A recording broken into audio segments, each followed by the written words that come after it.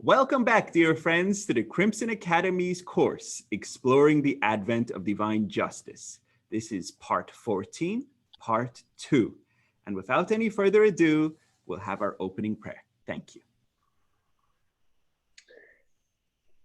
This is a detachment prayer from Baha'u'llah in Ethiopian language, in Amharic.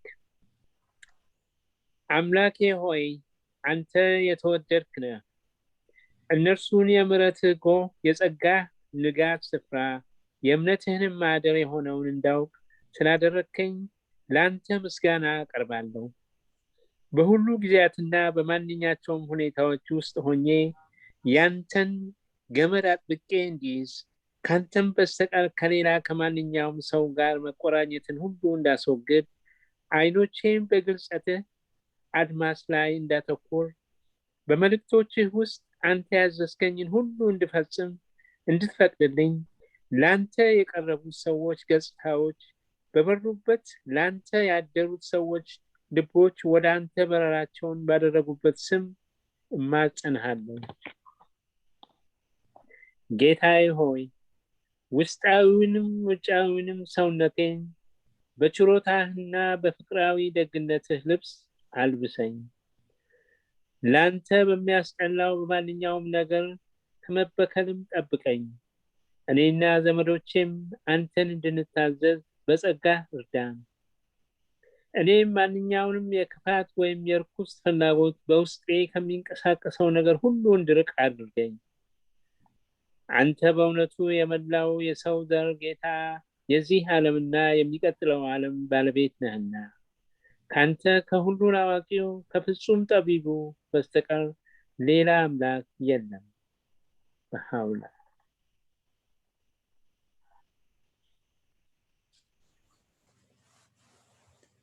Thank you very much, dear Tesfaya. Thank you. Thank you. Okay, so happy to have everyone back. And without any further ado, we're going to reread paragraph 51, okay? And so we can just refresh what the beloved guardian was stating, okay? So here we are, dear friends. Let me make it bigger for everyone. There we go. Okay, and I will read this for everyone. So this is paragraph 51 of the Advent of Divine Justice. And in this one right here, it can, I don't know if you can see my screen. Can you see my screen? Just say yes or no. Yes. Okay, excellent. In this one, it's on page 28. And in this one right here, it's on page 50. So we're going to be rereading paragraph 51, okay? It states, as to racial prejudice, the corrosion of which for well nigh a century has bitten into the fiber and attacked the whole structure of American society, it should be regarded as constituting the most vital and challenging issue confronting the Baha'i community at the present stage of its evolution.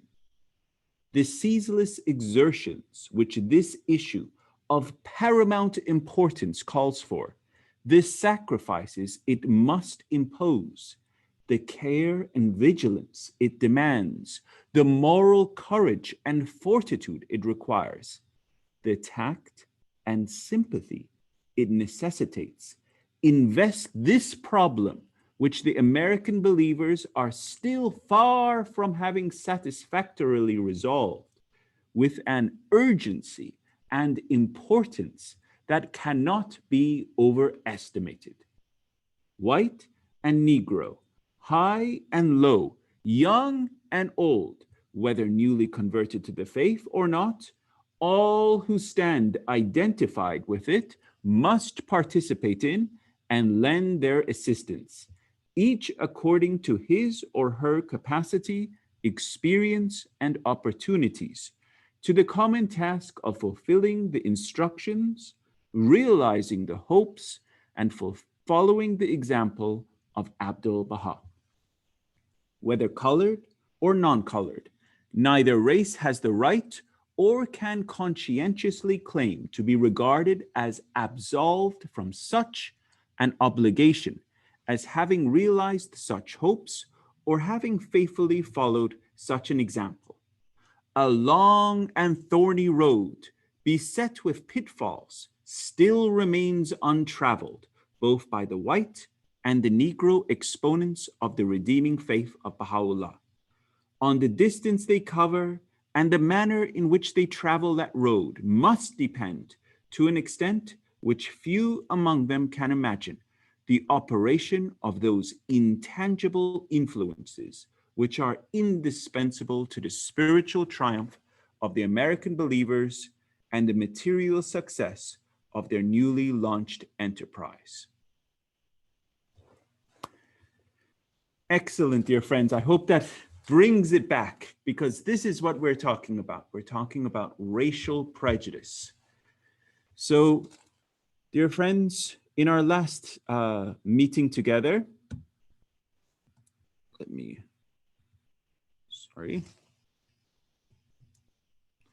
Okay. Yeah, there we go.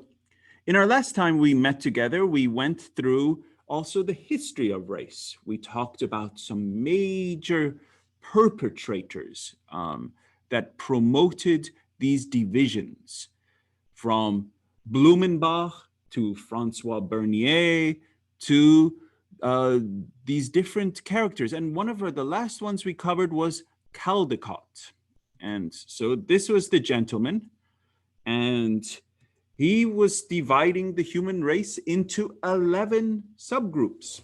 And so we covered this, and he had a map, and this was, and then he said, let's make it even simpler. Prior, it was Charles Pickering that had divided to 11. Then Caldecott said, let's even make it simpler. Let's make it 3. And why did he want to make it 3? And it's in the last line here. He said, it will be suitable for ordinary use. That's what he wanted. He wanted to actually use these divisions for the purpose of supremacy. So this is what Caldecott in 1891 was doing. So he had divided humanity into these 3, the Aryan, the Mongol, and the Negro. Okay, then please testify. May I stop you here? Because last time, in our last class, we talked about the KKK. Do you remember the KKK? Yes. The Ku Klux, stuff like that. So which age is to be they come the KKK? Is it before this or after this, or what's the relationship with this? We'll get to that, dear Tesfaya. It's coming up. Okay. Okay. Sorry. No, Okay. Excellent question. The KKK emerges after the Civil War. And so, okay. The 1865 was the Emancipation Proclamation. Okay.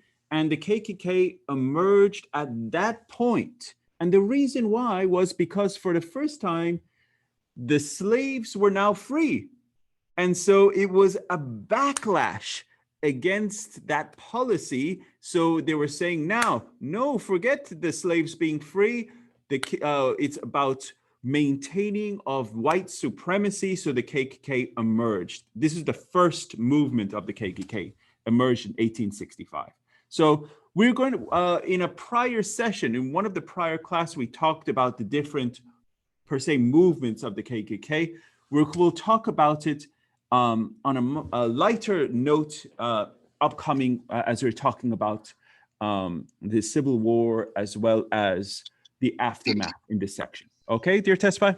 All right, thank you very much. Thank you. Okay.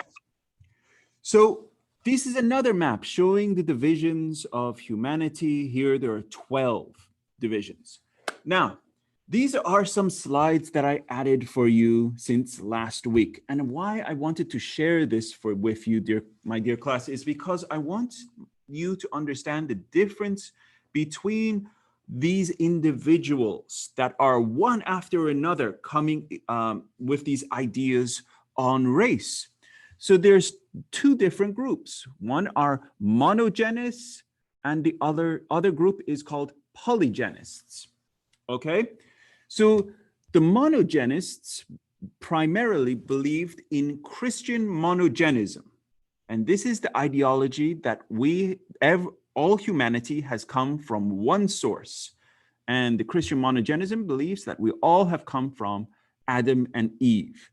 Okay, and so as you see in the illustration on the left, Adam and Eve, then it was Seth, then Enos, then Canaan, then Mahalalel, then Jared, Enoch, Methuselah, Lamech, Noah, and then as we talked earlier was Japheth, Shem, and Ham. So this is the understood origination of one common human family in the Christian monogenism ideology. And this was for a long time a part of the church ideology. Then along came Charles Darwin. And Charles Darwin was also a monogenist. But he had this theory, and his theory was of evolution, that we all came out of Africa. But in part of his theory was that humanity didn't emerge 6,000 years ago, like, biblically, it says that humanity emerged 6,000 years ago. It didn't make sense. So what happened? So let's read this, and this says, let me have a reader. David, you're up. Go for it, David.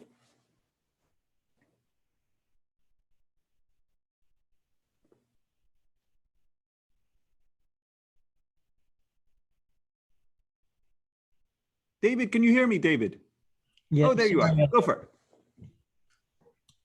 Christian monogeism played an important role in the development of an African-American literature on race, linked to theory rather than science, theology rather than science.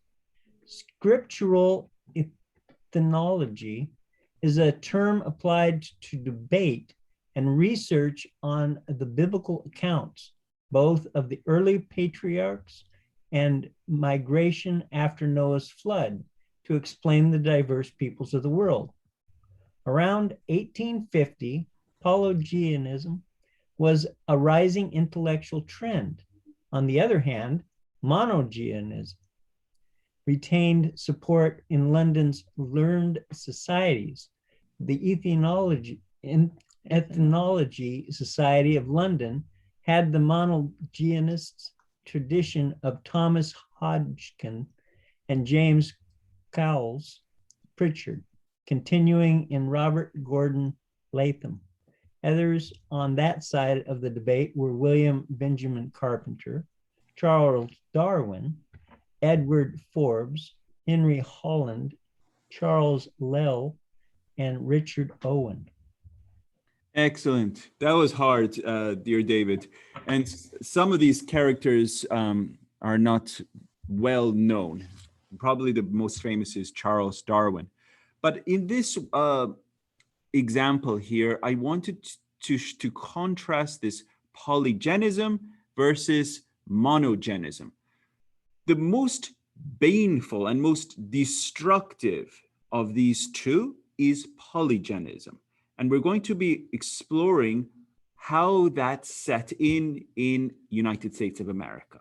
And this ideology and who were the major perpetrators, of this race movement, ideology of polygenistic race ideology. So without any further ado, let's keep going.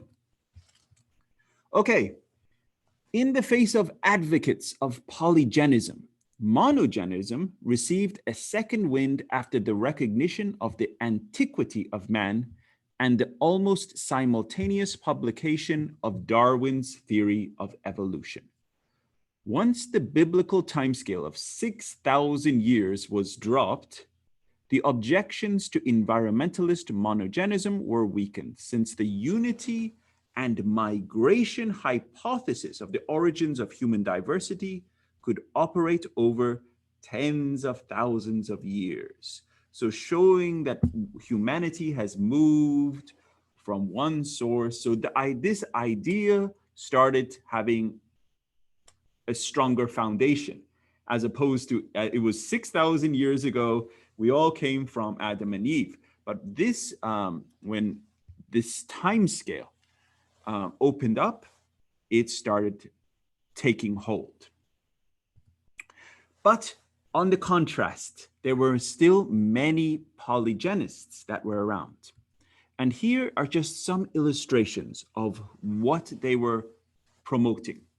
So you could see the illustrations of how almost distorted the facial features are of the Africans versus on the top. I don't know if you can see my cursor moving. This is a European Greek type of bust versus the distorted features of here of the Africans on purpose. This was on purpose to illustrate that there is such a contrast that they cannot be of one origin. They're not coming from the same source. How can it be that this person looks like this and this person looks so different? That's what polygenists were saying. And so on the space to the right, it says, humanity was evolving. And this is, the Africans coming from the apes, but Europeans separate. They always looked good. They were always, noble creatures. This is how they were, presented in the textbooks. So polygenism is this theory of human origins, which posits the view that the human races are of different origins. This is polygenesis. To make polygenism compatible with the biblical account in the early chapters of the book of Genesis, some argument is needed to be the effect that what is the Bible is incomplete. So this is why it goes against the church. And the church was very unhappy with this polygenism, because it was saying the book of Genesis is incomplete. So there are three standard positions on polygenesis. Okay, so I'm just giving you a short on this so you understand this ideology. First is pre-Adamism. Pre-Adamism claims there were already races of humans living before the creation of Adam. So it doesn't say the story of Adam is not true, but it's saying there were even races before Adam and Eve. It traces back to Isaac Lapierre on the 17th century. And according to this gentleman, there must have been two creations. First, the creation of the Gentiles, and then that of Adam, who was the father of the Jews. And this existence of the pre-Adamites, Lapierre argued, explained Cain's life after Abel's murder, which, in the Genesis account, involved the taking of a wife and the building of a city. And this account of human origins became the basis for 19th century theories of polygenism and were espoused by those trying to justify racism in the New World. So this is one of the major theories that justify polygenism, is saying there was multiple races even before Adam. So yeah, there was an Adam and Eve, but there were other ones too. And this polygenesis of the Gentiles was his method of explaining the existence of the Negroes, the Chinese, the Eskimos, the American Indians, the Malays, and other people groups being discovered. Everyone understand this? This is called pre-Adamism. And this was one of the three types of polygenism. So, may I say something? Of course, dear Tesfai.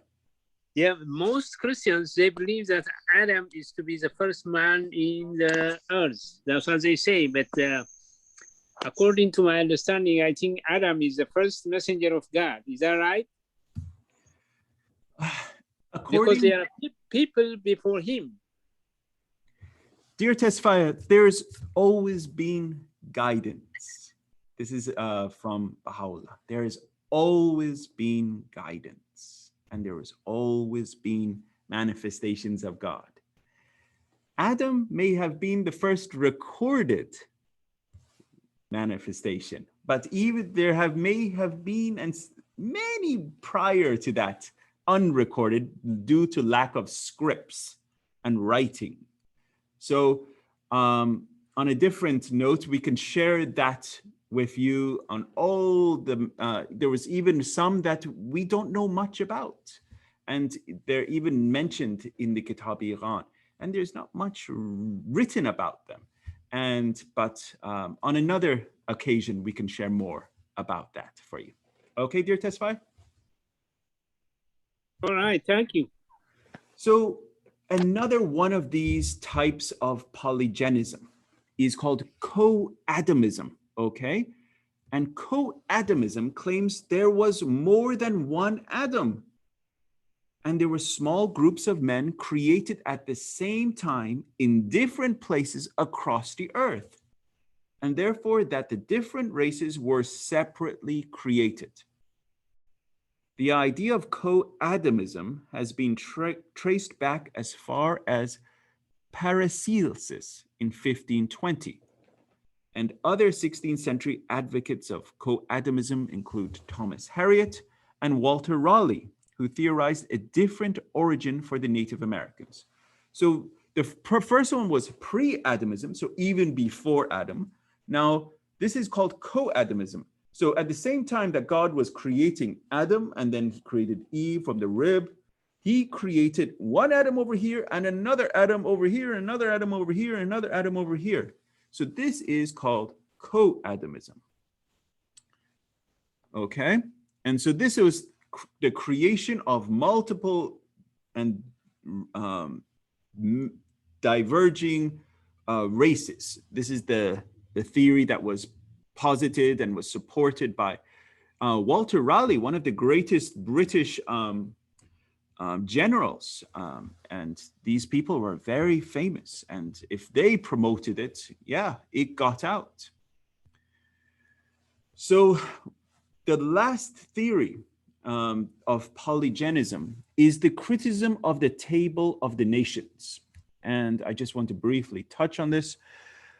This is the biblical polygenesis, such as this individual, Louis Agassiz, and Josiah Clark Knott and George Glidden.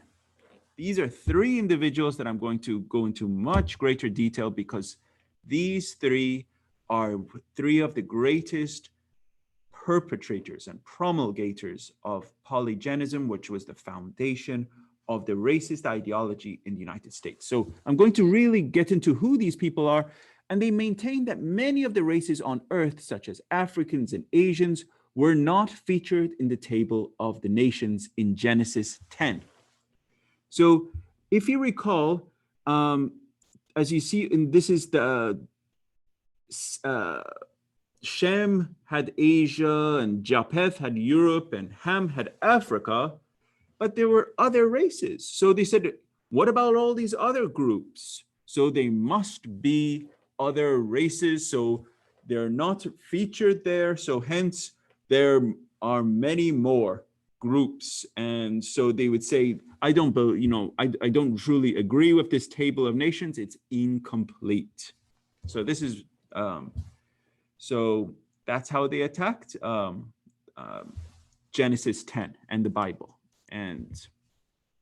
But these three individuals, Louis Agassiz, Josiah Clark Knott, and George Glidden, we're going to talk about.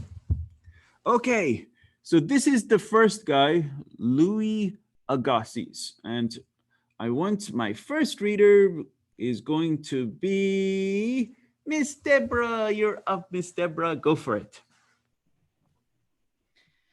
Louis Agassiz, May 28, 1807 to December 14, 1873, was a Swiss-born American biologist and geologist. Pause right there, Deborah. Why this is so important. If you notice, every single one of these gentlemen are all at the top of their game. They are biologists, anthropologists, naturalists. You know, they are the top, most respected people, period.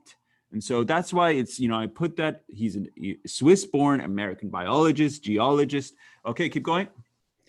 Who is recognized as an innovative and prodigious scholar of Earth's natural history.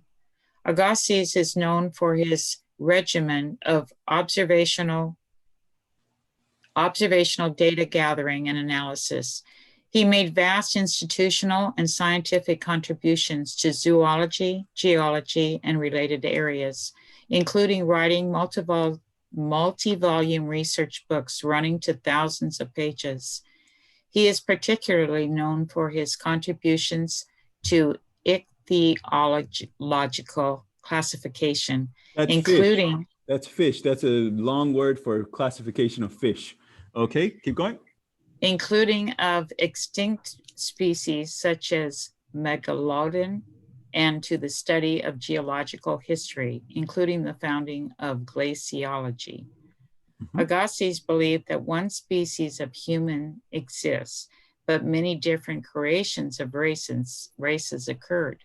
These ideas have been used in support of scientific racism. Stephen Jay Gould asserted that Agassiz's observations sprang from racist bias, in particular from revulsion on first encountering African Americans in the United States. So excellent. Thank you, Ms. Deborah. So if you remember this great anthropologist, Stephen Jay Gould, in our last session, he had studied the works of Samuel Morton, and he also studied the works of this Louis Agassiz. And he noted that his ideology sprang from racist bias. And in particular, from when he traveled to the United States, he was just revulsed by African Americans. And it's because they were in a state of slavery. They were at they were being pushed to the absolute bottom. So when he was seeing that, he was like, oh my goodness, look at them. And they're, in that state. So he immediately concluded and created this racist bias against them. So what he did is he created his own classification system. And so he mapped, because he was a zoologist, he was a great artist himself, he created a classification. And as you can see here, this at the top says Mongol. This is how he defines the skull of a Mongol, and that it has over time evolved from these creatures. And so this is a European, and this is the skull of a European. Over time, it has evolved from the skull. This is how he said that over time, we have evolved from these different creatures. And this is a Native American and vice versa. You see that this is how he described humanity's evolution from the animal kingdom. Physician Josiah Clark Knott. This person, according to great studies on the history of race, is probably one of the worst of the worst. And I'm going to explain why, okay? He created I apologize ahead of time if any words I say is offensive, because this is history and I want you to know the terminologies that went along with it. So he created a study of science called Negrology, and that is his science, and that was created to belittle, denigrate African Americans, and that was a so-called science. Okay, and this is the person, and he was a physician, he was a doctor, and he used anthropological science to promote this idea of polygenism. He began to publish on the subject in 1844 with 2 lectures on the natural history of the Caucasian and Negro races, but his theories reached a wide audience with the publication in collaboration with his friend George R. Glidden of Types of Mankind, which was first published in 1854 and ran through 10 editions. It supported slavery and engaged in phrenology. Also that craniology, we talked about that in our last class, the study of craniology, because they were influenced by this guy we were talking about, Samuel George Morton. He claimed that the Negro achieves his greatest perfection, physical and moral, and also greatest longevity in a state of slavery. Isn't that interesting? So this is what Josiah Clark Knott said. He says the Negro achieves his greatest perfection, physical and moral, and also his greatest longevity in a state of slavery. And so he was heavily influenced by the racial theories of his predecessor, Samuel George Morton. And he was the one that put those pellets in the skulls. We talked about that in our last session. This Josiah Clark Knott wrote, the Negro achieves his greatest perfection, physical and moral, and also his greatest longevity in this state of slavery. Why did he say this? And I want to just pull this in, is because he was a slaveholder himself. He was a slaveholder himself. And he said this because if the slaves were relatively well kept for by some of the slaveholders, because they were property. They were not going to just beat every one of them to a bloody pulp. They were property, and they were meant to be kept for so that they could harvest the lands and upkeep. So so he's saying they were in the greatest perfection, physical and moral, when they were in a state of slavery. If they weren't in a state of slavery, they were considered wild animals, and their longevity, they would die out. So he wanted to say the best use of the property is if they were in a state of slavery. So carrying on, I know this is, very emotionally charged, and it's hurt, I don't want to upset anyone, but I'm trying to share where this ideology of race, because when the beloved guardian is saying that racial prejudice is so important, we have to, as Baha'is, know where does it come from. So this is where I put so much history so that we can learn this. So, Ihsan, can I ask a question, please? Of course, Miss Dear Deborah. Are all these people that are doing their studies and writing books about this, are they all from the United States, or were they from Europe and other places as well? Great question, Miss Dear Deborah. So some are from, this Josiah Knott was from United States, and several of them that we've talked about are from Europe, okay? Okay. So, but the major proponents that we're getting into right now are from the United States, and they were influenced by the ones that we've talked about before. So, Thank you. Of course. So the variation in human skull shapes that Knott and Glidden depicted is, to put it charitably, more than what a careful anthropologist would likely detect. And as for the animals, the authors perhaps hoped to make the visual argument that human races differ from each other as much as, say, a walrus and a deer. The Caucasian looks very much like Georges Cuvier. So this is the writings of one of the anthropologists. And this is one of the major proponents of racism himself, Baron Georges Cuvier. So you said one of these Caucasians looked very much like Georges Cuvier, whose views on race weren't much more enlightened. He described native Africans as the most degraded of human races, whose form approaches that of the beast and whose intelligence is nowhere great enough to arrive at regular government.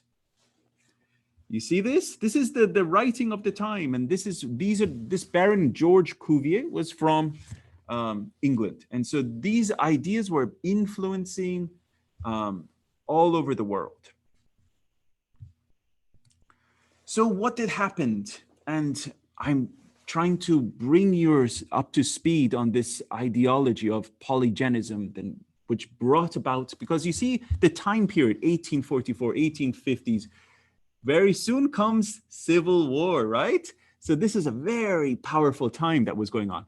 In 1844, Knott published 2 lectures on the natural history of the Caucasian and Negro races, which advanced his earlier argument of polygenesis, the doctrine that human races are distinct and immutable, with separate origins. In the years preceding the Civil War, Knott wrote Types of Mankind, published in 1854, and Indigenous Races of the Earth. In both of these works, Knott advances the theory of polygenesis. Types of Mankind was published in Philadelphia by Lippincott, Grambo and Company. Throughout the book, Knott attempts to create this scientific basis for white supremacy, often attempting to connect his scientific theories to religion. And in this sense, Knott purposefully aligns his pseudo-scientific claims with obvious political motives. These ideologies are what created the ideologies of the South, as well as, so we're going to talk more about this. The Caucasian races, which have always been the representatives of civilization, are those alone that have extended over and colonized all parts of the globe. The Creator has implanted in this group of races an instinct that drives them from all difficulties to carry out their great mission of civilizing the earth. So this is from Nat and Gliddon's book, and it's actually online. I don't know, I'm not trying to promote racist reading material, but it actually is there online. So if you ever wanted to go and find it, you can find it. Nat and Gliddon's book promoted polygenism, the idea that human races had been created separately and were unrelated to each other and were emphatically unequal. Nat and Gliddon devoted a considerable chunk of this 700+ page book to arguing that African slaves deserved their lowly position. Naturally, the book was a big hit. It was a huge hit. Highest sales number anywhere else was in the South, antebellum South, opposed to both shared ancestry of all humans and presumably the Emancipation Proclamation. Nat and Gliddon wrote, "To one living in or conversant with the slave states of the North America, it need not be told that the Negroes in 10 generations have not made the slightest physical approach either towards our Aboriginal population or to any other race."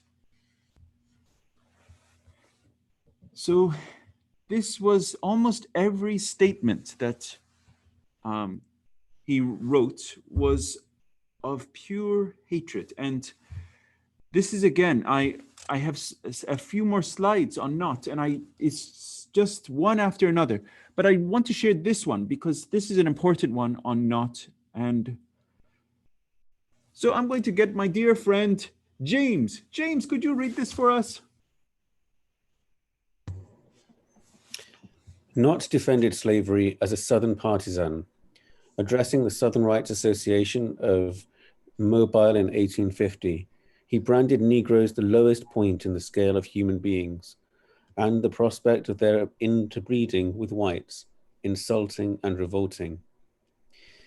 He usually submerged politics in his legitimate anthropology of publications of the 1840s and 1850s.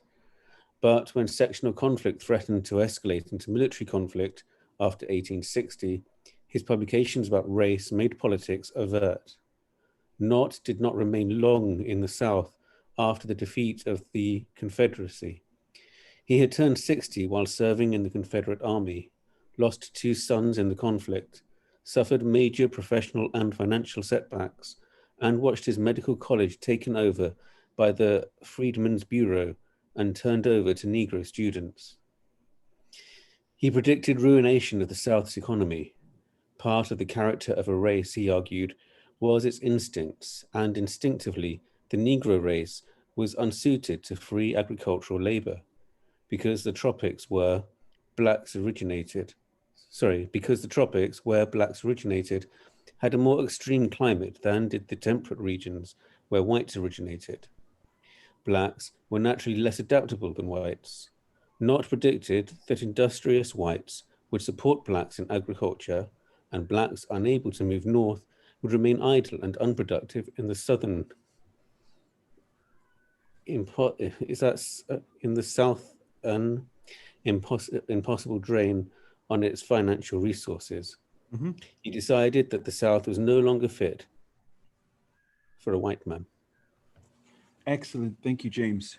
Yes, and John, may I add a comment here? Please, Dr. Bahá. Thank you. I just want to point out to myself and everybody else that as these pseudoscientists, physicians, anthropologists, and so on, in their 1830s, 40s, 1850, 1860, 1870, were writing such books and making such claims, Baha'u'llah suddenly turns up with a totally different perspective. It may be easy for us now to understand the passages such as the world is one country and mankind is citizens, or we are all flowers of the same garden, or leaves of the same branch, and so on, in today, in most places. But imagine that these passages belong to 1860s and 1870s, where the science, so-called science, were exclaiming and claiming such ideologies. It just strengthens us in the view that mankind at that point in time needed a complete change of mind and perspective. And it was offered in the form of Baha'i faith, which is wonderful. Thank you. Thank you, Dr. Bahá. So this is Josiah Knott. This is this character that was just pure hate. And I believe this is my last slide on him. And I wanted to bring this to your attention because he was such a famous individual. And even when he died, he was, you can see the last line. I haven't even read everything, but the last line says, many society members considered him the greatest living anthropologist of America. Do you see that? The greatest living anthropologist of America, this person that we've been talking about. So I'm going to read this and I want you to understand the perspective of this period, this time, what he was espousing as this polygenic, racist ideology that really created this hatred, this racism in America as it is even to this day. Knott believed that blacks had been blacks for almost 4,000 years, so he showed little patience with the Freedmen's Bureau when it claimed that their character could be changed by comparison almost overnight. In 1866, he published an open and critical letter to the superintendent of the Freedmen's Bureau, in which he predicted that the Bureau was doomed to failure. This letter found sympathy among English anthropologists who had a history of disagreement with English ethnologists about abolition of slavery in the European colonies. The letter was reprinted in the popular magazine of Anthropology, organ of the New Anthropological Society of London, and many society members were polygenists, and the magazine's editor called Knott the greatest living anthropologist of America. So he is considered almost a father figure of the field of anthropology, this racist that created really the racist hate that permeates in the South of the United States. And so I wanted to set that as a stage before we start talking about slavery, before we start talking about the Civil War, because this is one of the true characters. He even created, as I mentioned earlier, and I forgive me, but he created a whole field called that enology, Negrology, just so he can create that field to belittle and put down African Americans. David, you had a hand, please, or Kathy. Thank you. I can't help but reflect back on this, the history of education in the world as well, and the fact that we didn't have public education until really recently in our histories, and the fact that this was cutting edge technology at that time. So the learned people of letters that could understand and read. I mean, this was promoting these thoughts that these were raised with. This was the science that people were raised with, so they ingrained it. It was during their formative years they were brought up to believe these things with all their heart and soul. So it's not hard to understand why there's so much hate, right? That's all. Thank you. Excellent point, dear David. I mean, this is why one of the foremost principles of the faith is independent investigation of the truth. You know, do not listen even to these so-called people, even our teachers. We have to challenge it.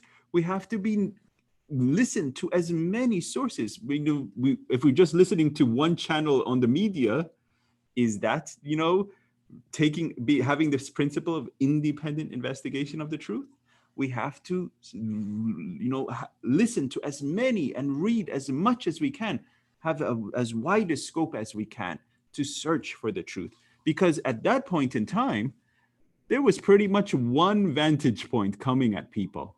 And this was the vantage point, this racist hate that was coming from people such as Josiah Nott and Glidden and Samuel Morton. And these individuals, was this racist ideology was coming to the masses. So obviously, over time, the masses were becoming just hate mongers. And this is the reality. There was very few people that were abolitionists, very few. And we can mention a few of their names. But for the most part, they were individuals that just were filled with hate.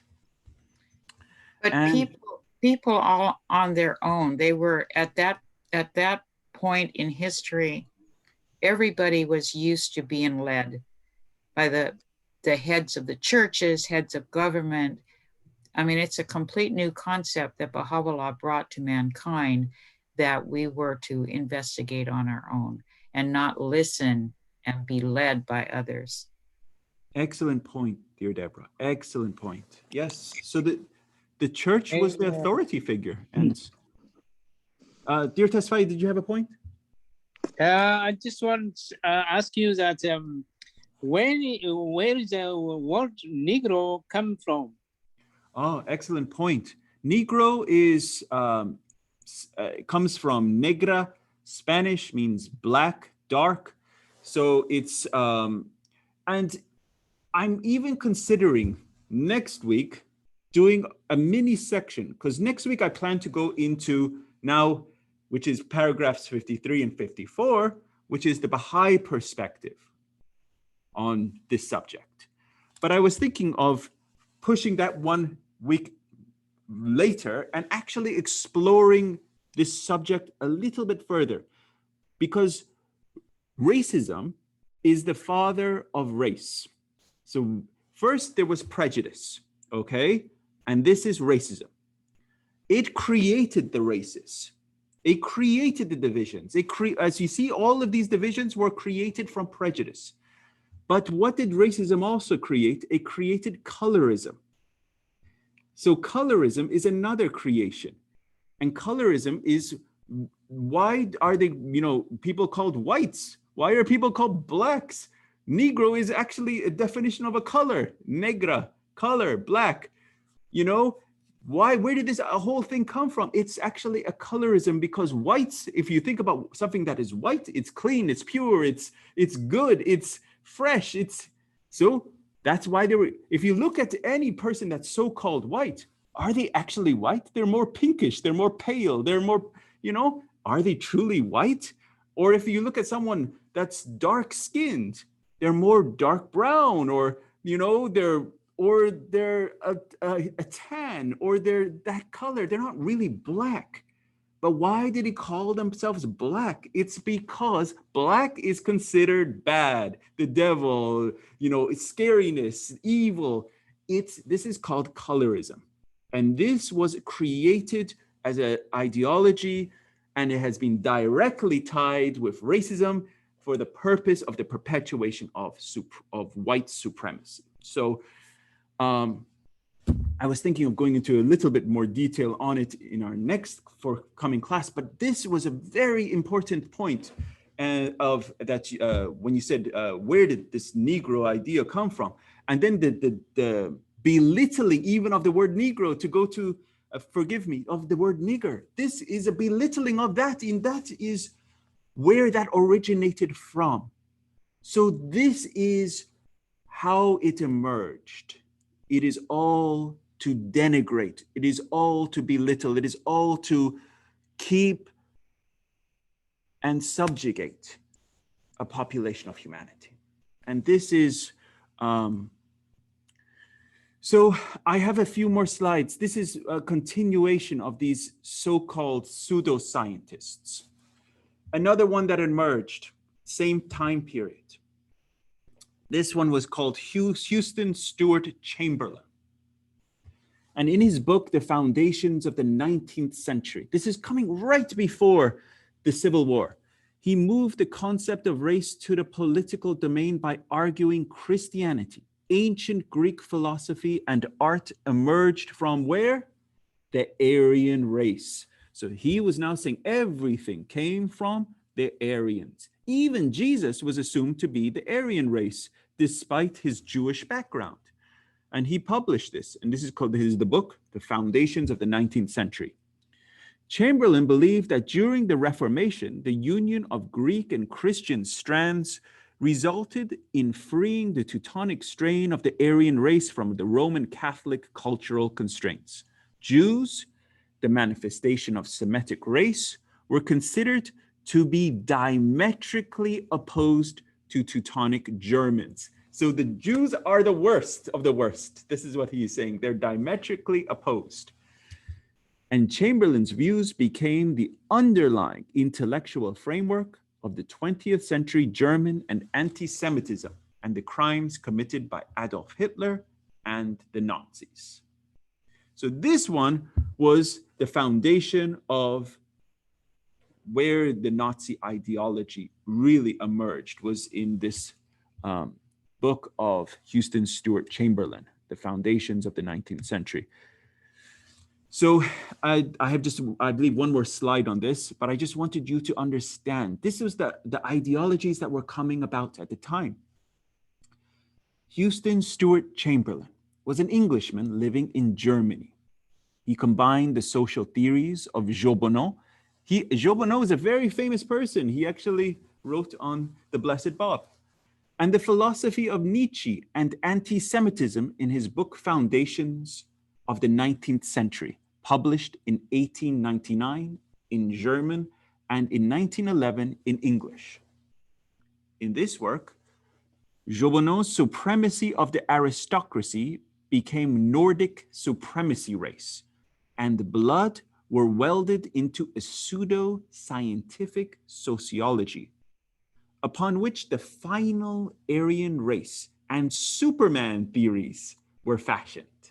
So even the ideology of Superman, this super white man with a cape, emerged here. In, you know, we think, oh, it came in DC Comics, but where did it come from? It was actually coming originally from this ideology of a white supreme race coming from the Aryan race. This is coming from Houston Stewart Chamberlain. Like so many other racists, Chamberlain became a traitor to his country, defecting to the Germans during World War I. Chamberlain's words of hatred towards the Jewish people were most virulent. Diagrams and texts which imply that Jews are members of an inferior race. This greatly influenced the Nazi decisions and helped precipitate the Holocaust.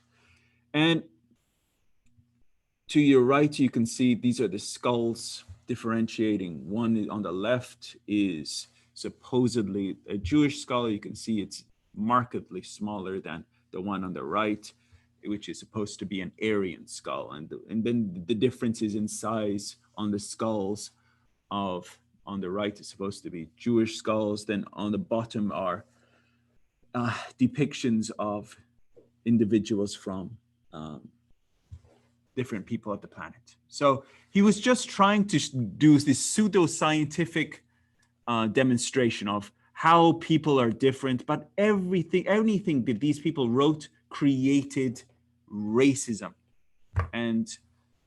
But then there was another one, and this is another famous originator of racism in the United States, as opposed to Josiah Nott. And his name is Madison Grant. So as I'm trying to, give you a bit of a background history of who were the major players of the origination of racism in the United States, this person is another one of them, Madison Grant. A similar intellectual framework for racial prejudice against African Americans and American Indians developed in the United States after the publication in 1916 of The Passing of the Great Race by Madison Grant. Grant advocated strict segregation of the different races and the prohibition of interbreeding between them. This is miscegenation. And this has actually been was part of the United States law all the way up till 1967. And even some places such as Alabama, they're even trying to make sure it's still on the books. So Grant's views influenced public policy, and this resulted in racist constraints on immigration, anti-miscegenation laws in 30 of the American states. See how influential these people are. 30 American states. Because he wrote this little pamphlet publication, 30 American states picked up his racist ways. And they remained in force all the way till 1967. So that's 51 years. 51 years. His ideas permeated in America. And when they were overturned by the United States Supreme Court. So these people I'm talking about, very influential in their racist ideologies in America. Here's a quote. So let us have a reader. Roya John, could you read this for us? Thank you. The intelligence and ability of a colored person are in pretty direct proportion to the amount of white blood he has. And most of the positions of leadership, influence, and prominence in the Negro race are held not by real Negroes, but by, how do you pronounce that? Mulattoes. Mulattoes, many of whom have very little Negro blood. Thank you, Roya John. So mulatto is when the slaveholders bred with the slaves and their children were called mulattoes. They were not true Negroes and they were not true whites. They're called mulattoes. So hence he is saying the only true form of intelligence is based upon how much white blood you had in you. You see, this is the racist ideology that was being promoted, and it became part of the South. Nikki, I'm so happy to have you. Please, you have a hand. Go for it. It's just awesome to see where the origination of this principle came from, because if you look in current societies, look who became the first Black president, a mulatto man. Had it been MLK, James Baldwin, or any of the social justice seekers such as Malcolm X, they killed them before they even got to that place of power. Mm. Why didn't they kill the mulatto? Because he had white blood in him. So he was more palatable, more accepting to be in a place of power. Even with the Black woman on his side, they didn't care about that. They cared about his astute blood having some form of white in it. And this is the same mentality that gets carried on in media, where you see a lot of mulatto women with anybody else, but the Black woman is degraded to literally nothing in media. Thus Breonna Taylor, thus, you know, Sandra Bland and those other women who have died innocently. So this is not just something that's just erased. This is still happening. Yeah. Great point, Nikia. So happy to have you. So yeah, this is not history, as dear Nikia said. This is current. And that's why I'm bringing this in front of your eyes so that you know the background, what is actually continuing to happen in our United States of America. So while the historical reason for slavery, so now we're going to get into slavery. What is, you know, slavery and all of that? While the historical reason for slavery has been largely economic in modern times, and in some countries such as the United States, where the country has been founded on so-called actually liberal views, biological racism has been used to justify racism. And I've been giving you point after point after point on where that originated from. And however, the legal liberation of slaves in the United States has largely not addressed the conscious and unconscious racism of white Americans against Black and Native Americans. This is primarily the phenomenon the beloved Guardian refers to as ingrained prejudice. So this terminology that we read before, ingrained prejudice, that means it's deep-rooted, right, dear friends? Deep-rooted, and we're seeing where these roots emerged. And what do we have to do? We have to weed it out, weed it out. So I'm just going to touch on slavery, just touch on it because it's such a massive topic. And I'm just going to check the time, 8:06. So just going to go through some of these slides so you get a, as they say, a feeling. So slavery began in America when African slaves were taken to the British colony of Jamestown, Virginia in 1619. And the African slaves proved more cost-effective and abundant than poor European servants. And as a result, enslaving Africans became an acceptable and attractive practice during the 17th and 18th centuries. And according to some estimates, around 6 to 7 million Black slaves were imported into North America during this period. 6 to 7 million. Most of them worked on the tobacco, rice, and indigo plantations of the southern coast of America. And many of them died on the journey, this North Atlantic slave trade. Many of them died. So this was the conditions. This is the conditions of the boat. And I don't know if you've seen the movies Amistad or seen the series Roots. The conditions were horrible, absolutely horrible. This is how they were stacked. They were stacked worse than sardines. And these are human lives, just treated like cargo. Less than half of them would make this trip across. And they would say that's economic. They would say that's fine. So I had so many wonderful, slides and pictures, but they were so heart-wrenching, I could not even put them here. So I'm just sharing these. I shared this one as the last of these truly heart-wrenching slides because this is a real photograph, dear friends. Look at this. This is the rare photograph of a slave ship taken in 1882. So it means this is not some drawing like the previous one. This is not some, this is not real. But this is real people. This is 1882, and these are slaves on a slave ship. So it shows that the art, the science of photography has advanced, but humanity's spiritual consciousness is still way down. Do you see?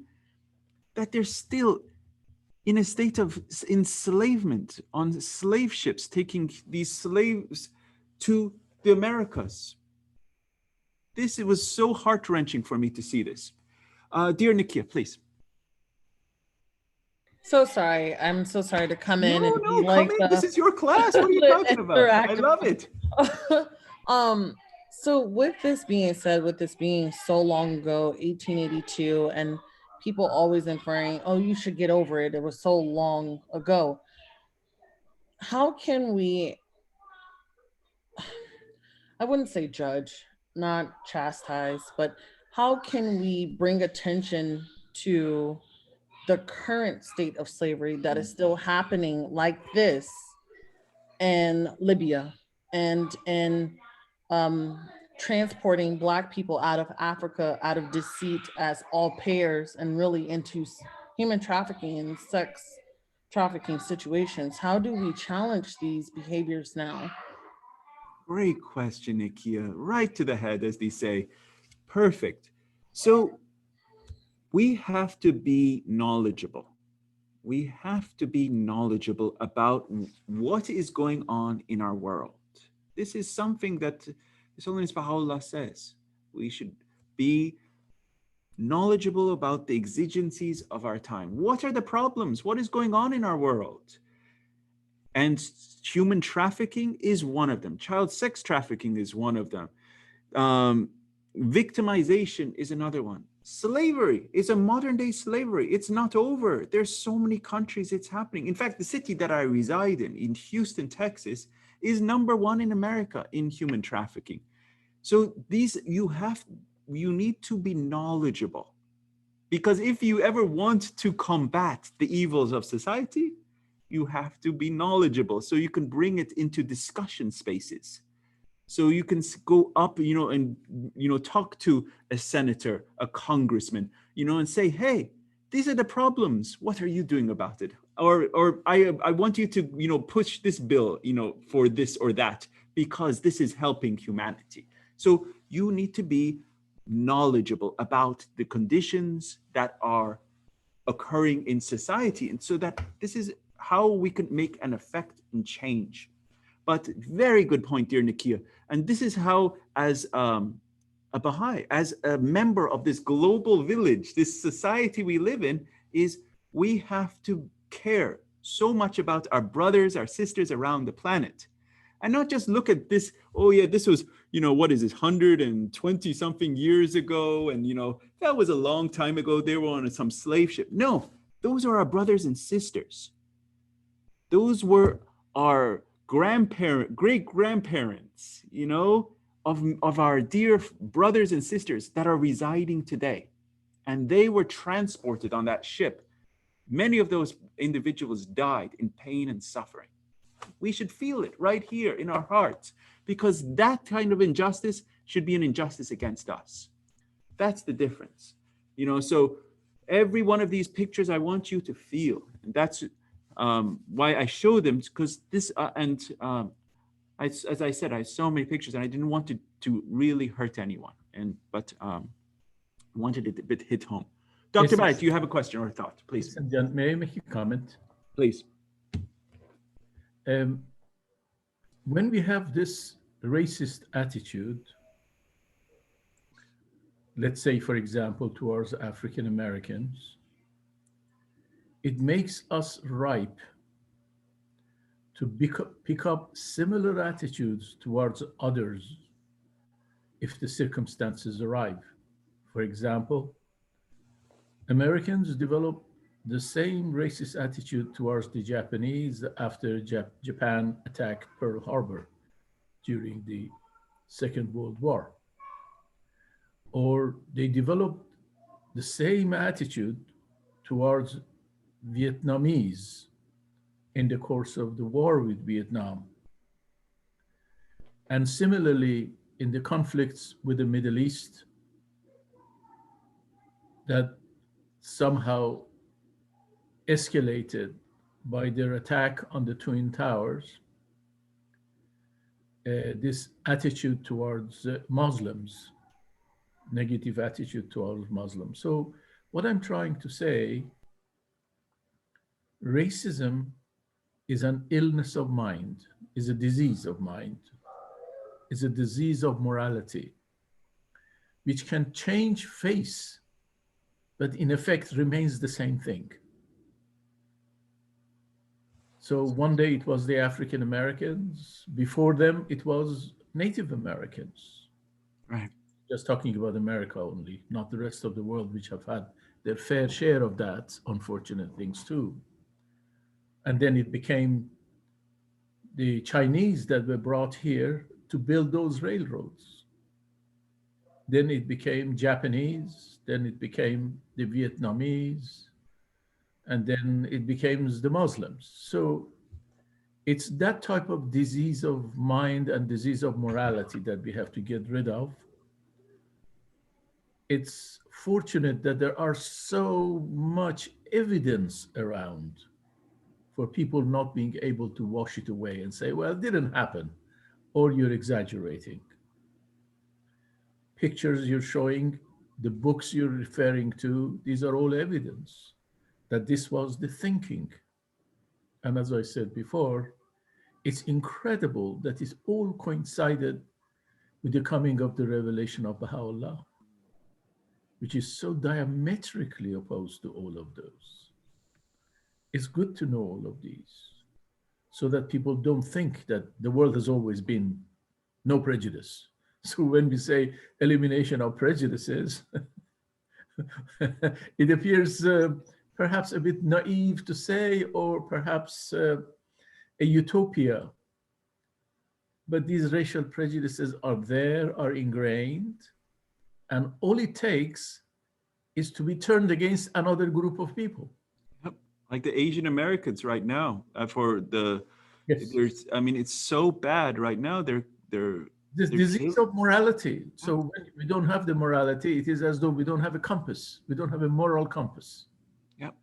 And we could do anything. We could say anything. Thank you. Excellent point. Thank you, Dr. Bhatt. So I just have a few more. Please, Please, dear may I Kasper. comment? Please, please. Yeah, the way I observe it now, because this black slavery people come from Africa, it's America, I think today is built on the labor and the hard work of all these slaves, because they are industrious people working hard and sacrifice their life and everything. And now the present generation is standing and moving and freely moving around is because of their labor and the hard work that they did for us. So we need to appreciate them. That's how they sacrifice for us.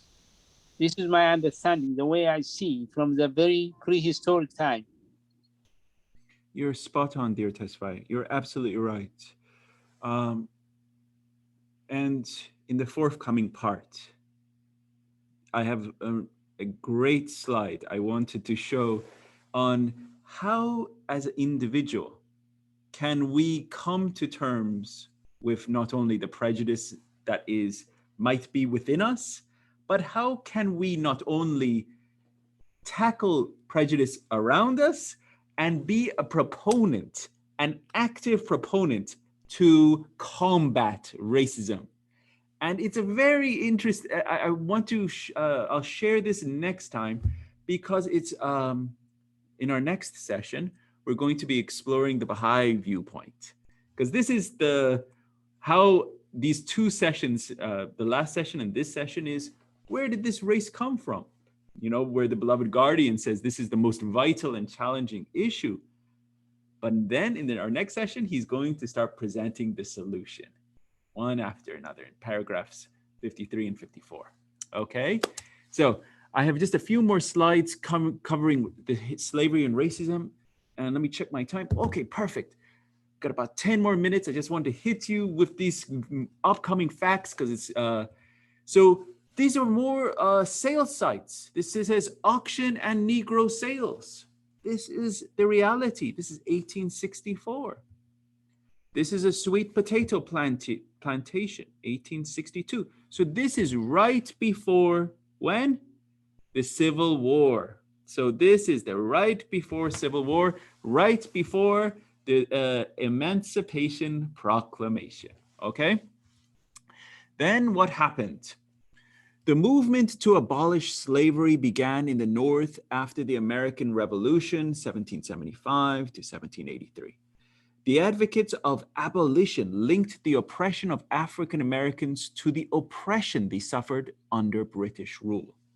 And some abolition activists considered slavery as a sin, while others argued against its cost effectiveness. Remember, one of the main proponents was it makes financial sense to do it. But some said, hey, it doesn't make financial sense to do it. Not that the human life, they cared about the human life. They just said it doesn't make financial sense.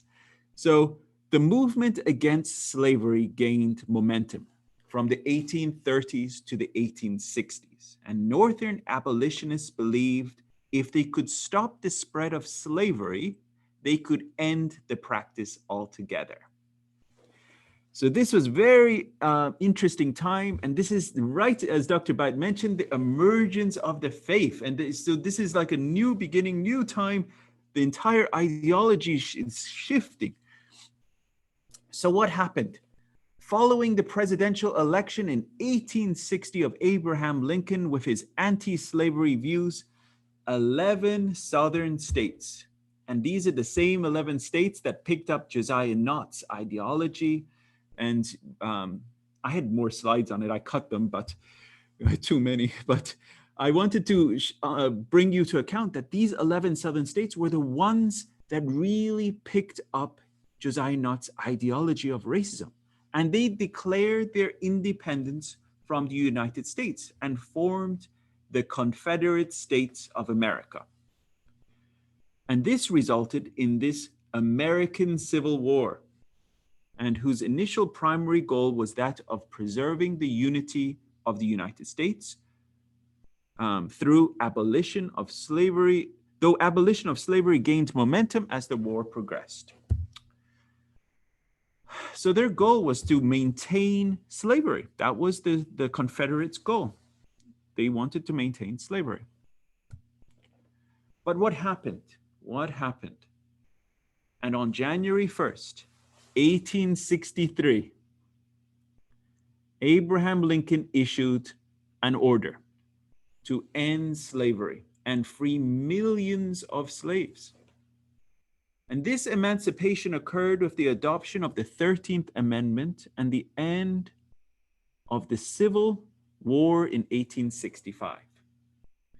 One of the major reasons he did it was to get more people in his army.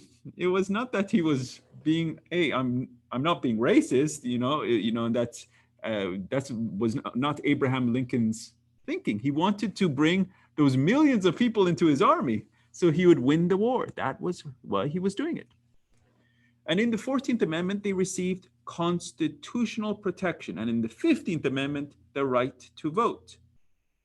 And however, significant political changes did not change racism and discrimination towards African Americans. You see, one amendment after another, they didn't get their initial freedoms, right? Just when the Emancipation Proclamation happened. It's not like, hey, suddenly an African American is equal to, a white person in the country. They have to keep getting amendments. They're a little bit, they get to, here's a little bit more rights, here's a little bit more rights, here's a little bit more rights. And that's how it happened in this country, all the way up to civil rights, Martin Luther King marching. And even to this day, they're still, with policing in this country. Could you say that, if a white person is walking down the street in this country and an African-American person is walking down the same street in this country, do they have materially the same rights if a police officer goes by? And anyone that says, yeah, they do, they're not being honest. And this is the reality of, because in a wonderful session by Bob Henderson, he explained the history of where policing emerged. And I'm going to send you that video to the class, because it's such an incredible history of where the policing system in this country emerged. And I don't want to, as they say, give you too much on it because I want you to watch the video, you know, because it's so amazing. And he was so eloquent as a speaker and giving you the history behind it, you know. And so that is all I'm going to say on that. And so this Emancipation Proclamation came into being. Abraham Lincoln, incredible document, freeing millions of slaves. Oh, Deborah, are you talking, or is it that Tesfaye? Just me. Oh, please, Tesfaye. Sorry, Miss Deborah. Go, Tesfaye. Go for it. Yeah, you say that. Can you bring back the slide 76? Yes. Yeah, because here it says the 13th Amendment is 1865, and the 14th Amendment that you say that the slavery is to be over, according to the Abraham Lincoln. But the Ku Klux is coming right on this time, right? On That is correct. That is absolutely right. How can this amendment is not to be blocked them, and how this work? I will, in forthcoming lecture, I'm going to talk on that, okay? Dear Tesfaye, you keep bringing this back because I want to bring it. This is an important thing because this is so important. Every significant advance in humanity's rights to any minority, whether it's anything, is a sudden backlash. And this is the sudden backlash, was the Ku Klux Klan. They were suddenly backlashing. So they were saying, hey, why should these, enslaved peoples that were, running our plantations suddenly become free? Why should they be free?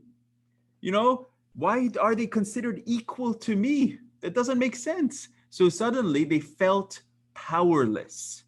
So now they suddenly had to rally together, white supremacy, we are in control. And they were all eating the ideology of these people that we talked about earlier, Josiah Nott. And yeah, that's my question. So they were eating that ideology that we are superior, our cranial capacities, we are better than everyone, we're better. So why are we, now government saying we are equal? It doesn't make sense. The scientists are saying we're equal. Why are, so suddenly they rally together and form this white supremacists. The Ku Klux Klan, 1865 emerged in Tennessee, and then it started really taking a hold on the South, and then things called lynchings came into being, and then massacres. And I have whole slides on this, and I didn't want to take you through such a heavy-hearted history, which I could, I have it, I really could. But I really wanted you to have more of an understanding of the origins of race and racism, to take you through that aspect, okay? So if I took you through the entire thing, this would be a multi-part course just here. And we would be, so dear Tesfaye, I will just give you a snippet over the history of that forthcoming, okay? Just for you, dear Tesfaye. And thank you very much. Okay. Okay. All right. Thank you. So this Civil War came. This is Emancipation Proclamation. Then the Civil War happened. Then what happened? We have a few more slides. We're getting to 827, and I just want to end at this point at Civil War. And then next we will finish on Abdu'l Bahá's example, complete contrast before our next section. So the Emancipation Proclamation paved the way for African Americans to fight their freedom. This was such a landmark document. Abraham Lincoln declared in the proclamation that African Americans of suitable condition, this is the language he used is very important. He called it suitable condition, would be received into the armed service of the United States. So it doesn't mean everyone is really genuinely free, but he was trying to use the African Americans for the army. That was his initial motive, right? So 5 months after the proclamation took effect, the War Department of the United States issued General Orders number 143 establishing the United States Colored Troop. By the end of the war, over 200,000 African Americans would serve in the Union Army and Navy. And this is truly, dear friends, this is truly why the North won the war. It's because of this Emancipation Proclamation the massive injection of African Americans into the war front, and why the North won the war. So Abraham Lincoln considered the Emancipation Proclamation his crowning achievement. So this is what he says: heralded as the savior of the Union, President Lincoln actually considered the Emancipation Proclamation to be the most important aspect of his legacy. And he wrote, "I never in my life felt more certain that I was doing right than I do in signing this paper," he declared. "If my name ever goes into history, it will be for this act, and my whole soul is in it." It's interesting, you know, how time we learn about the full picture. And so this was from Abraham Lincoln, January 1st, 1863. So this is my last video, and this is something so important, and I pulled this so to edify everyone.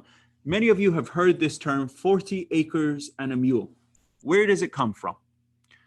So here you go. The months following the Civil War and the start of Reconstruction offered African Americans in the South hope for equality. It also offered the possibility of owning land. Within months, African Americans would be betrayed by a harsh reality. You probably heard the phrase 40 acres and a mule. Here's what happened. In January 1865, a meeting in Savannah, Georgia, between Union military leader General William Tecumseh Sherman and a group of 20 black ministers resulted in a plan to redistribute confiscated and abandoned Confederate land from South Carolina to Florida. They called the land Sherman's Reserve. Newly freed slaves would be allocated 40 acres of land along with a mule. The phrase, which became well known even then, spread quickly. The plan had the potential to revolutionize race relations in the South and the economic future of the African American community. The significance about formerly enslaved being given the land that they had actually worked was that they would be able to generate wealth as well as create wealth generationally. By the summer of 1865, thousands of black families had settled on portions of the Sherman Reserve and were excited to plot their futures. But later that year, as part of his Reconstruction plan, actually intended to appease the former Confederacy, President Andrew Johnson abruptly canceled the order, giving the land back to its previous owners. The United States had the opportunity to make it possible for the formerly enslaved people to be economically independent, and the country failed to do it. That initial meeting more than 100 years ago between General Sherman and Savannah's leading black ministers was historic. At least for a brief moment in history, the opinion of black leaders had led directly to a radical public policy initiative. Remarkably, over a century and a half later, on June 19, 2019, the House of Representatives held a hearing on H.R. 40, a bill named in honor of the famous phrase, 40 acres and a mule. The bill would establish a commission to study the concept of reparations for slavery and Jim Crow segregation, including the merits of a formal apology by the United States government.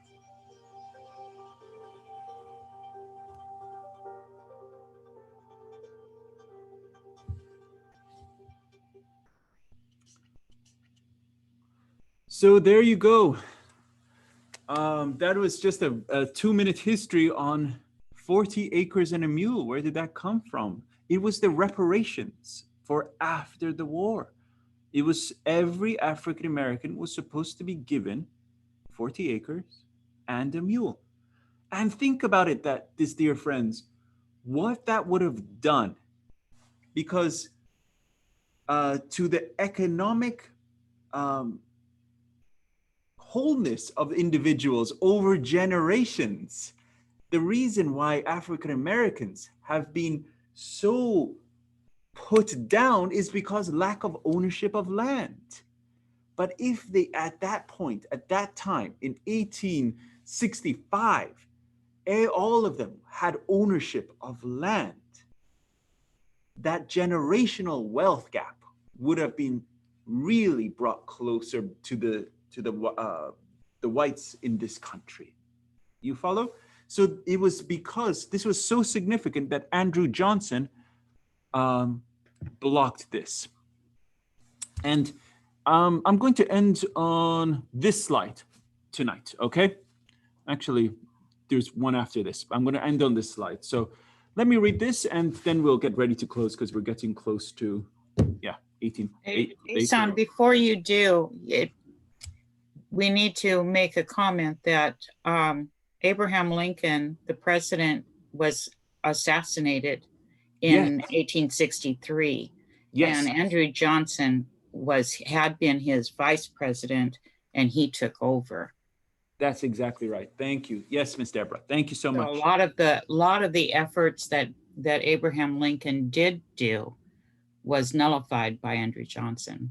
Exactly. And this is what we're going to talk about. Very good point, Ms. Deborah. Thank you so much. And on December 6, 1865, the 13th Amendment was ratified. It said neither slavery nor involuntary servitude shall exist within the United States. But Andrew Johnson was already working against it. And as dear Deborah said, he was the vice president, and he was already working against it. And the president's plan of Reconstruction put power back into the hands of the South's old white leaders, and it gave African Americans no civil or political rights. Soon, every Southern state passed laws that discriminated against Blacks. The laws were called the Black Codes. They made it a crime for any Black person to refuse to sign a contract to labor on white plantation. And they gave African Americans no voice in government. Soon, outbreaks of violence against Blacks were taking place. And at a riot in New Orleans, 34 Blacks and 3 whites who stood with them were killed. And some whites put masks over their faces and began terrorizing and killing Black people. And they were members of a newly formed hate organization, the Ku Klux Klan. And they didn't have the courage to show their faces. It turned out that President Andrew Johnson shared some of their beliefs. And in a letter after letter, he exposed his prejudices. In one, he wrote, "This is a country for white men. And by God, as long as I am president, it shall be a government for white men." That's the president. He wrote that, and we have copies of it. It says, "This is a country for white men, and by God, as long as I am president, it shall be a government for white men." And we can see on the right, it says, this is the same statement. It says, "This is a country for white men, and by God, as long as I am president, it shall be a government for white men."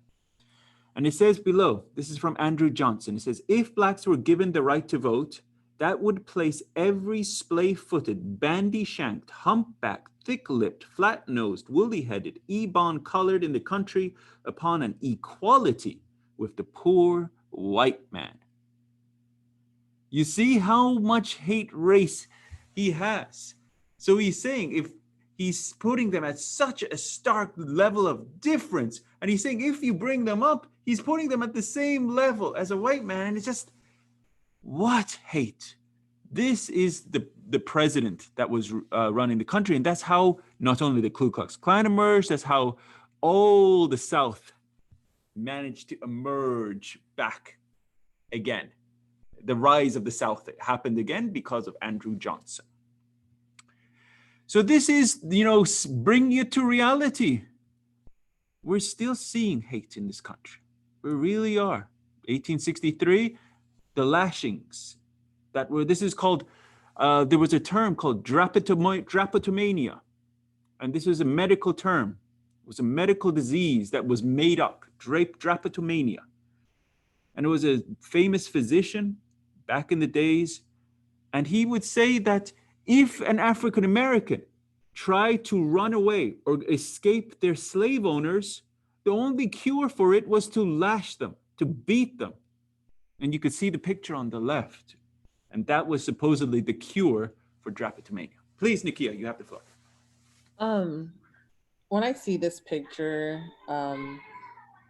all I could think about is the modernization of whoopings being this, I guess, origin of that form of punishment. And I know it has been so embedded in my culture because probably of this particular action to, I guess, provoke compliance from children like they provoked compliance from slaves. And so this is embedded in our history. And this is something that I myself am unlearning as a parent.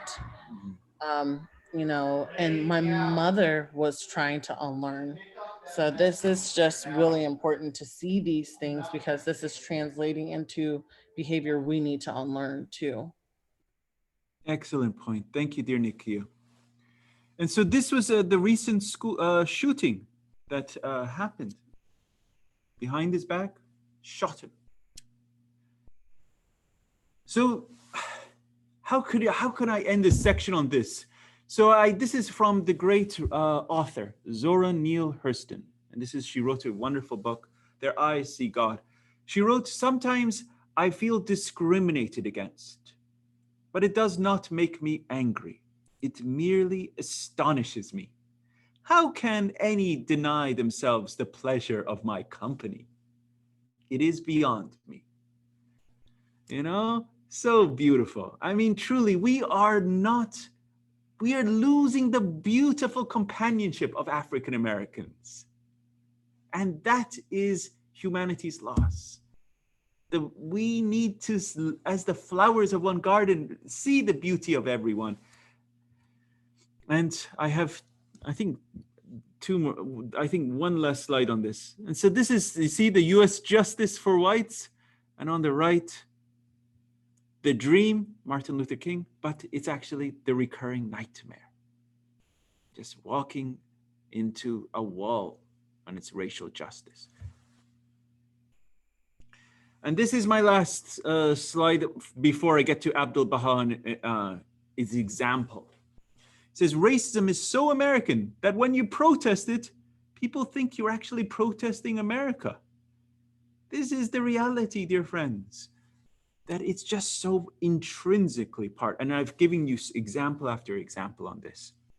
And nothing in all this world is more dangerous than sincere ignorance and conscientious stupidity. So, dear friends, that is my last slide before we get into the example of the master, which is actually covered in paragraph 52. So we're going to close right there. Hope you enjoyed that covering of the history of race and racism in Europe as well as in the United States. Any thoughts, questions before we have a closing overall, prayer? I'm glad that Baha'u'llah came and solved all this junk. Otherwise, it's going to be a headache for generation to generation. For sure, my dear Tesfa. And next week, we're going to go into not only the example of the master, we're going to go into his prescription.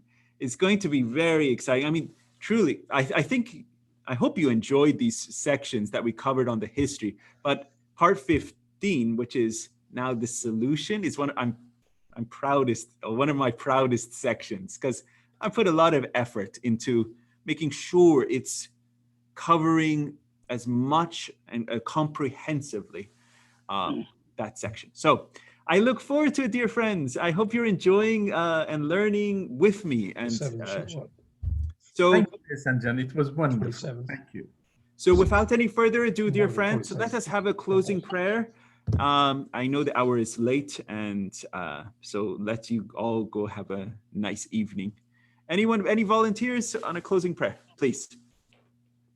And thank you. Good to see you, Nikia. She's coming all the way from the north. Very nice to see you.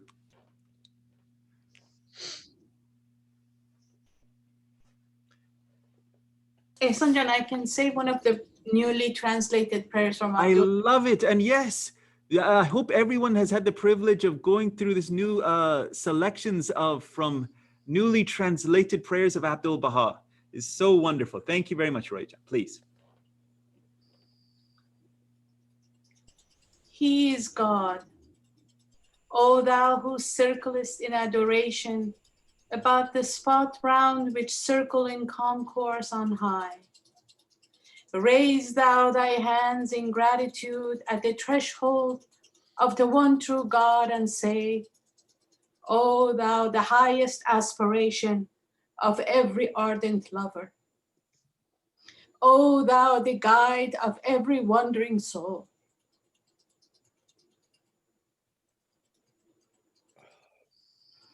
Thou hast favored this feeble servant with thine infinite blessings, and led this hapless and lowly one unto the threshold of thy oneness. Thou hast lifted to these parched lips the living waters of thy loving kindness, and revived these weary and withered souls with the breezes of divine mercy. I yield thee thanks for having bestowed upon me a full portion from thy most gracious favor, and invested me with the honor of attaining unto thy sacred threshold. I beseech an infinite share from the bounties of thy kingdom on high. Grant thine assistance, confer thy gracious favor. Abdu'l.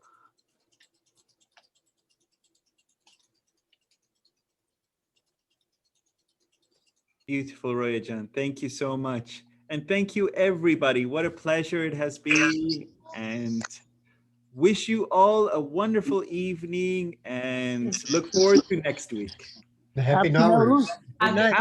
Happy Nowruz. Wishing you a happy, wonderful day. Nowruz. Thank you.